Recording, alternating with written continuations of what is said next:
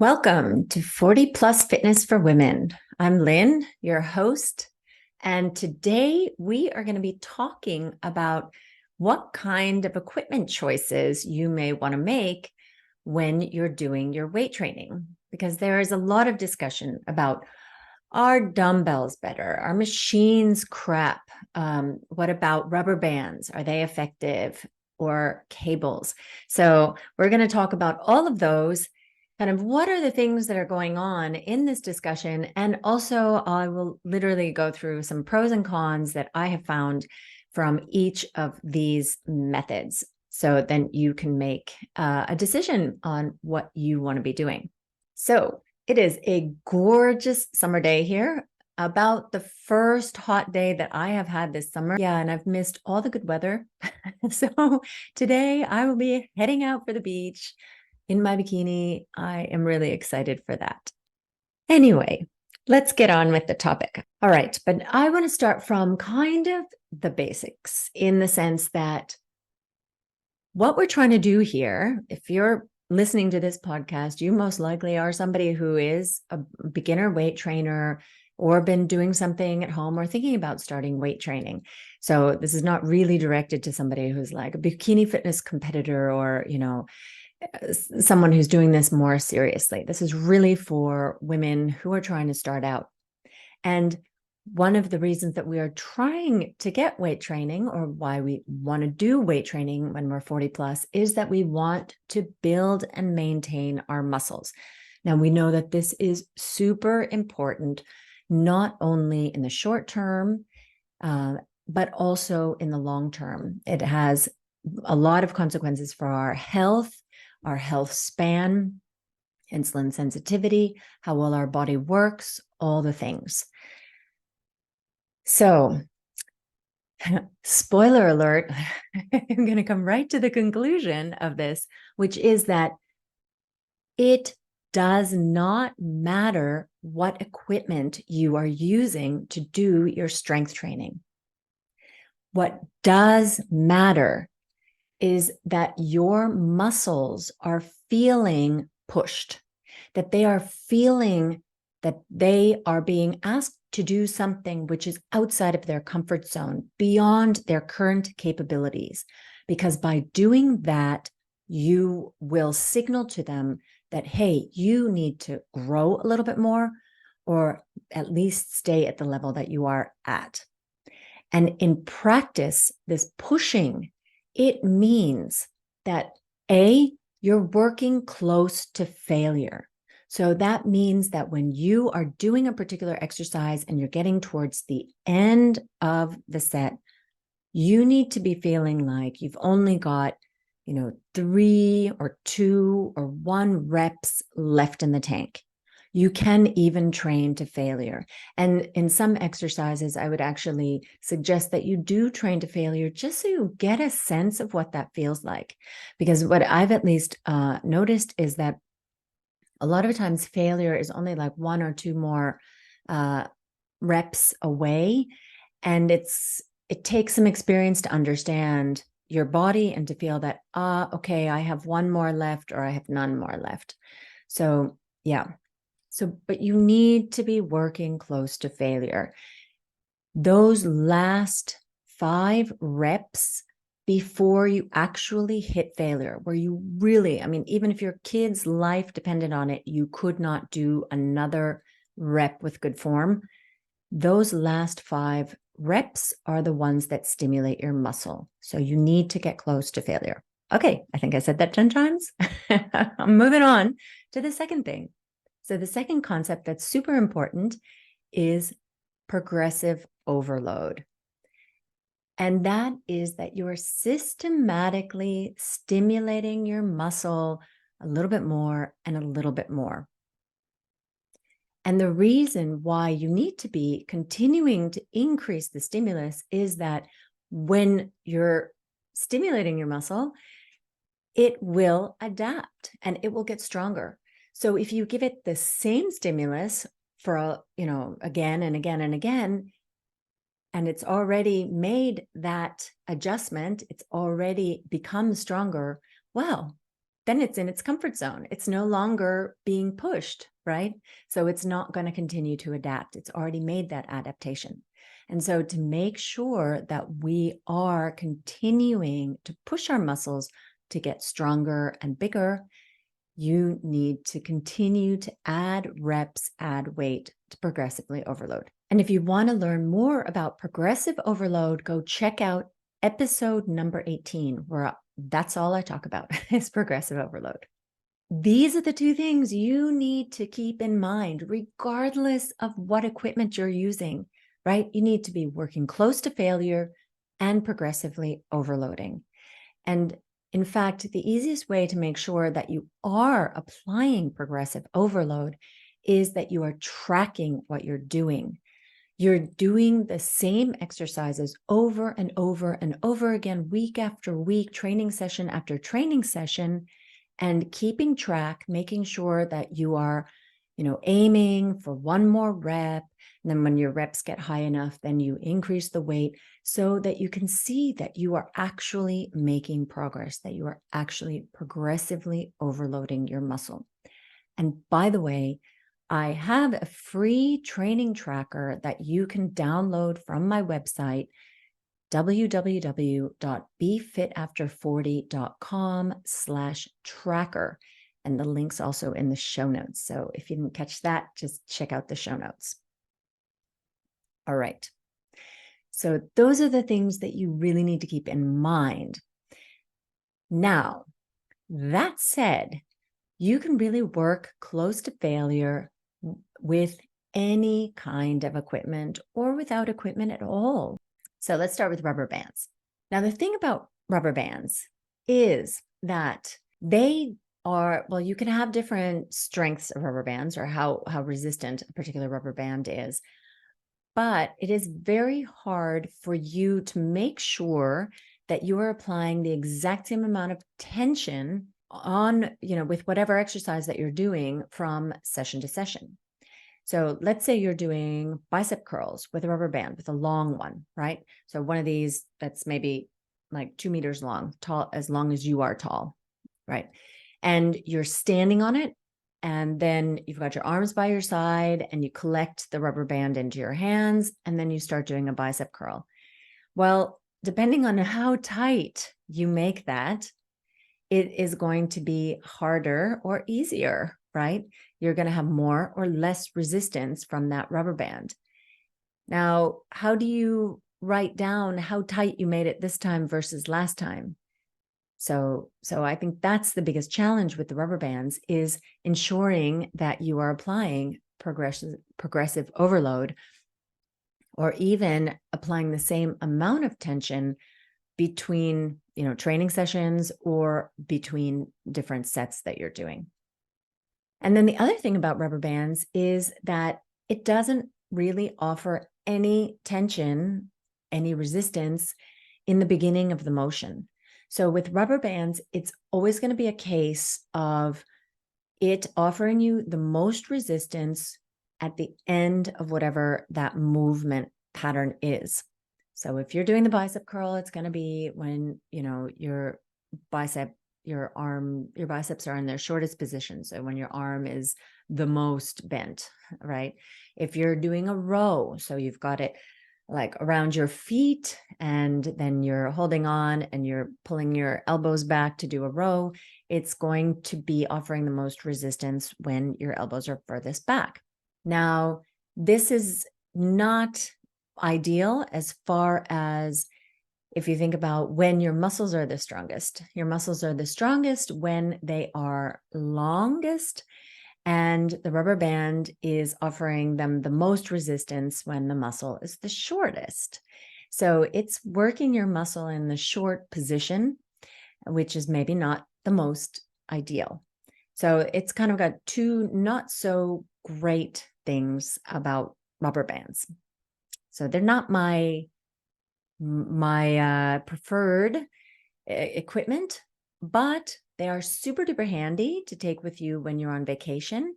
And for sure, at home, there are certain things that just are not really that possible to do with dumbbells. So they, you can use them in those cases. And I'm not saying that they are bad. I don't want to say that. You can work with rubber bands. I just think that they're more difficult to actually get very effective results from, because you can't really measure what is the resistance. You can't really tell that you are increasing the resistance over time. And plus, because it's working them in the shortened, well, it's challenging them the most, your muscles the most, in their shortened and weakest position, and not in the lengthened position. Those are sort of the strikes against it. So I wouldn't recommend having rubber bands as your only exercise tool. Yes, get started with that. If that's all you can do, something is always better than nothing. But yeah, I don't think that you should be using them for like forever. Yeah. I have just released 2 do-it-yourself programs, one for at the home, the other for at the gym. Both have options to train 2, 3, or 4 days a week. You'll learn all the things that you need to know to get started. What weights to choose, what exercises to do, how to do each exercise, how to schedule them into your week, everything. Go check it out, www.befitafter40.com/DIY. So like do it yourself. Get started. Okay, then the second one is doing body weight exercises, so calisthenics. So there is a whole group of diehard calisthenics lovers. And one of the guys that I dated momentarily was totally into calisthenics. And he actually introduced me to calisthenics. And I have to say, oh my God, I have rarely met a guy who had such tight, amazing, firm, hard muscle. Yeah. But that could have been also partly genetics, right? But in any case, with the body weight exercises, you can definitely do progressive overload as far as you can add reps. Okay. Envision that you have push-ups. You can do 1 push-up today, you do 2 tomorrow, you do 3 the next day, or pull-ups, or, all those kinds of things. And but the thing with calisthenics is that a lot of times they then shift what exercise they're doing when they want to actually continue to challenge themselves. So you can imagine these guys, especially guys, they are like doing these and they can do like 1,000,000 push-ups. They're not even challenged by the push-ups anymore. So they start to do push-ups with their feet elevated. Then next they're doing, feet elevated a little bit more. And then they're doing push-ups on their hands, or you can combine, let's say they're doing pull-ups, then they can, of course, increase the number of reps of pull-ups. But then at some point that gets a little boring to do so many reps. So they can start adding more weight to the pull-up, like having some weights hanging on their waist or whatever. So definitely you can do those kinds of things. I don't know that much about calisthenics. So that was like my not knowing much, but having looked at it and been like, yes, I definitely can see that is a working option, but you kind of need to get acquainted with that or find somebody who can really help you with that. All right, then we go to the more kind of typical things that you'll see in the gym. One is barbells. So what I like about barbells is that it's easier to load heavier weights and to choose the precise weight. And here I'm kind of comparing that to dumbbells. So usually dumbbell selection at the gym, it may be that they jump up by 5-pound increments after a certain extent, and that may be just too much for you. But in the barbell, you can put smaller increments. And so, for example, if you're doing RDLs or shoulder presses or those kinds of things. Now, and I really like the Smith machine, which I don't know, someone may say that's not really a barbell, but it's like a barbell that is on a rack, if you've seen a Smith machine. And the good sides of it are, all right, on the one hand, well, Smith machines can be a little bit different, like they can be angled and this kind of thing. But basically, I like them a lot for the security that they offer. So, you don't need a spotter so much. All you have to do is like kind of turn your wrists and then it'll catch on a hook when you run out of steam and doing whatever exercise you're doing. Plus, it allows for stability. So let's say you are doing those shoulder presses, then you don't need to think so much about like maintaining the balance. You can just focus on pushing upward. It gives a lot of stability. And then you can do interesting things like hack squats on them and reverse lunges, where you can load them quite heavy and you don't need to worry so much about your balance on the reverse lunge because you've got that Smith machine balancing you or helping you to maintain your balance, but you're able to put a lot of weight on. Of course, cons are that you have your hands in that fixed position so that it can cause issues for your joints. It depends so much on the exercise. The fact that you're holding on to one bar. So both your hands, for example, on the shoulder press, are pushing on that one bar to get it up. So that means that your body could theoretically cheat and use one hand more than the other.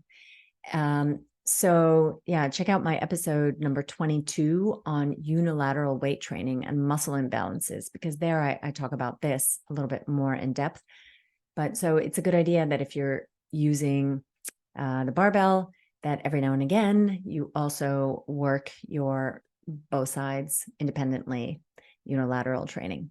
So then we come to the one that I maybe like better than barbell is dumbbells, because they actually solve two of the bigger problems that I see with the barbell. First of all, both of your hands has its own weight and its own resistance. So you can't kind of cheat in the same way as you can with the barbell. And you can adjust your grip and your range of motion in a different way. So, with a barbell, your hands have got to be they've got to be facing a certain way, right? Both your wrists have to be turned in the same direction. It may not be so comfortable for you. But then when you take dumbbells into your hands, you can kind of turn your hands a little bit. They don't have to be just straight across from each other. You can turn your arms a little bit. And that can be more comfortable and it can be a more natural motion for you. And for example, with bench pressing, everybody is in love with bench pressing with a barbell, but actually it's not maybe the most effective way to train your chest muscles. If you're using dumbbells, first of all, you can't cheat on the two sides, but also you can have a greater range of motion up at the top.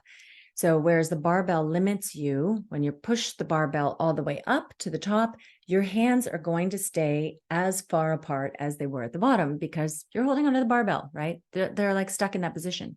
But if you have dumbbells, you can start with your hands further apart at the bottom of the motion. And then as you straighten your arms, they can get closer to one another, which can activate your chest a little bit more effectively.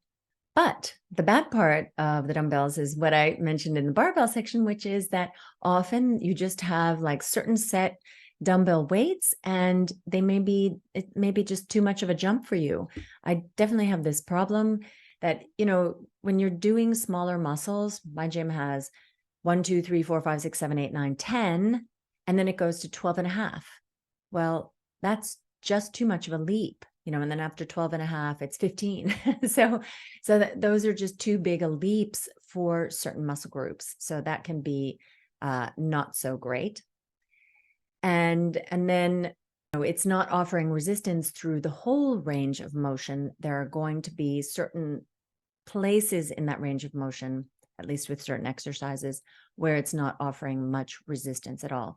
And that's going to be the same with barbells. So if you think about that aspect and think about like bicep curls, then it's going to be fairly similar with a dumbbell and a barbell, like where the biggest resistance is and where there is less resistance. For example, at the very top of the motion, there's going to be less resistance. Next, cables. So I love cables.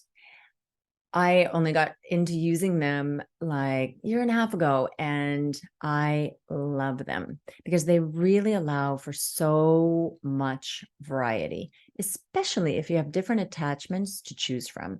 I mean, if I had room for a cable stack at home, or really I'd prefer to have two cable stacks at home, I would definitely invest in that. I have dumbbells now, but yeah, I would have dumbbells and a cable stack and an adjustable bench. That would be my like home gym because you can get so much done with those three things. Definitely would get a cable stack long before I would get something like a squat rack. Anyway, on to the pros and cons.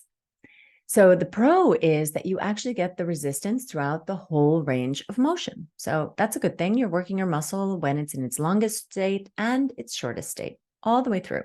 Another thing that I find to be great about cable machines is it's easier to progress your weights in smaller increments.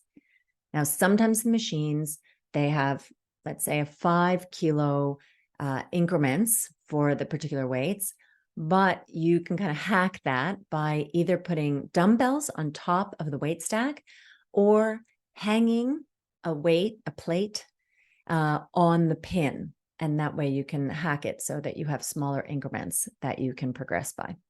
You can do unilateral work, bilateral work, so very versatile in that way. You can combine it with benches for greater stability. So, for example, now I'm doing kneeling one arm horizontal rows with a cable stack. And it's getting to the point where my back has gotten so strong that I'm having trouble keeping myself in that position as I do the row. And next, I'll just be pulling a bench over to next to the stack so that I can get some stability from the bench. So I can just focus on the motion that I want to focus on and not have to worry so much about holding my body in place. So you can combine it with other things. Now, maybe what I see as a con here is that because the cable can move in so many directions, and because there can be the various different heights and these kinds of things, because it is so versatile, it can take longer to actually get the exercises right, or let's say optimized. So if you're working with cable exercise, I really, really recommend that you take a lot of videos of yourself doing the exercise and look at, what's the angle of the cable? Where should it be? All these kinds of things so that you start to get it right and don't get discouraged, in the beginning. So yeah, it may take a little bit more confidence to start playing around with them. I started doing cable ab curls because I was starting to get so strong in my abs that I needed more resistance for that. And oh boy, it took me a while just to, get the positioning down so I could really just use my abs and not start using my hip flexors and other muscles to move the weight. And that took a while. And I was taking videos and checking my form and taking another one and checking my form. And yeah, maybe somebody who's a little bit more intimidated in the gym would have been like, oh my God, I can't try that. I look stupid and, all that. But so that's maybe the con of the cables. But there are also a lot of very simple exercises you can do there to start working up your courage. All right. And finally, the one that everybody's been waiting for, maybe, machines. So machines get a really bad rap. I actually started my weight training back in college with purely machines. My college, I went to Dartmouth College, and I played lacrosse there actually. But when lacrosse is a spring sport, so when I started in the fall, I had a few months before we really got into serious training in the winter and the spring. Anyway, so my roommate took me to the weight room and I started weight training, and they had set up a ring of machines, and it was set up in a clever way. So there was one machine for every muscle. So you go through that ring of machines and you've hit your whole body and you're done. And definitely super easy to apply progressive overload, super easy to track everything, super easy to go to failure. It is. I can't think of a machine where you could actually like hurt yourself going to failure. Okay, I am, for legal reasons, going to say that okay, of course you can hurt yourself anywhere. Like if you're going to failure, you could pull a muscle, that kind of thing.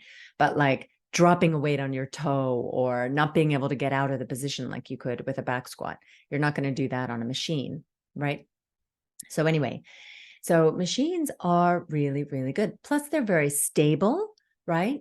They always tell you these are the muscles that you're working in the machine. And then, that is pretty much what you are doing. You can work up in increments with the weight. Again, it's a weight stack. So sometimes you have to hack that, but usually the machine is designed to do that particular exercise. So it has also, the designers have thought about, okay, usually people can go up in this kind of increment, when they're training this muscle. So yeah, that one's usually pretty good. And then the interesting thing about machines, you might notice that they have these kind of not quite circular, not quite oval. Sometimes they're really funny shaped where the cable or whatever it is, the resistance goes. And that is because they are endeavoring usually to match the resistance profile to the strength profile of the muscle that you're trying to work. So like they will be heavier, maybe at the bottom in the beginning of the exercise, and then lighten up a little bit at the top, or try to keep a consistent one. Of course, this is very dependent on the brand. Some brands are better than others at doing this kind of thing, but in that sense, it's a little bit different than a cable machine or using cables. One thing I really like is that you are able to more kind of target or emphasize particular muscles. So, for example, I had an issue with, I was not using my hamstrings. My hamstrings were really weak, and it started to cause injury to me and pain. I was in pain from, not using my hamstrings. And a lot of the compound lifts and compound exercises, you can cheat by using your glutes instead of your hamstrings. But go on a leg curl machine and there's not a whole lot else you can do but use your hamstrings. So I think that is really nice. And then there are some people who are like, I don't want to grow my quads, for example. So, you can use machines and then, avoid growing your quads. There's, for example, a multi-hip machine at my gym. I think it might be called something else at some other gyms, but in any case, it allows you to work your glutes without really working other parts of your legs very much. So very much emphasize your glutes. So machines can be pretty clever for that kind of thing. And I guess from the cons perspective, a lot of times the work is bilateral. Unless you have a super fancy, expensive gym, there'll be like one pad that both of your limbs, your right and your left limb, are pushing on to raise the same weight, and they don't have their own weights. You can also have machines where each arm has its own weight, and that's good. But if you do have the machines where you are working bilaterally, then you can, in a lot of cases, also use the same machine to work unilaterally. So you just need to, be aware of that. And about the unilateral work, I will refer you to my previous podcast, which was podcast number 22. And I'll put that in the show notes as well. And then I guess the last con is that sometimes they're less available at the gym. So if your gym has like one of a certain machine and that one happens to be in your program, that can really be a bummer when, people are really lining up for that. That happens to me sometimes, especially on the hamstring machine. We've got one seated hamstring curl. And but Then you can always decide to do your exercises in a different order. If you know that there's a machine that is particularly popular, you just do it when it's available, and instead of, saving it for last and possibly not having it be available for you. Okay. So I really hope that wasn't too confusing. I mean, this is a topic which is there's so much nuance in it. I felt like, okay, I wrote my outline and I felt pretty confident, like, oh, I can state these things. But actually, as I was going through it now, recording this podcast, I'm thinking, yeah, but, you know, there's a lot here, but I hope that this helped a little bit understand kind of the pros and cons of different things. And personally, so if you were to train with me, join my program, one-on-one coaching, buy my independent do-it-yourself program, I use a combination. So I use dumbbells, I use cables, and I use machines. And I even sprinkle in barbells, right?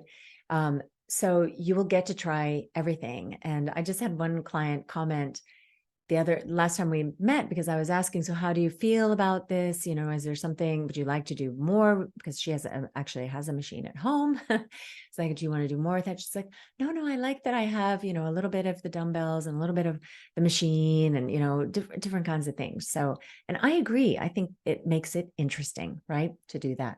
So I do want to summarize, because I want to make sure that you come away like, the most important thing I want you to take away from this episode is that if your goal is to build and maintain muscle, and every one of you who is 40 plus, this absolutely should be your goal. Okay. Any one of the modalities will work. Any kind of equipment will work, as long as you remember to push your muscles. You need to be pushing them out of their comfort zone so that they have the stimulus to develop. And pushing them means you need to be working close to failure or to failure and progressively overloading. So increasing your reps and increasing your weight over time. So if you remember nothing else from this episode, remember those. And the best way to make sure that you are progressively overloading is to track. Please follow one program for many weeks. I'd say minimum 10 to 12 weeks, doing the same exercises each week. Track what you're lifting, how heavy, how many reps. And then each time you go in, try to do a little bit more. So for example, if you went in this week and you did an exercise and you got, 6 reps in each of your sets, next week, aim at 7.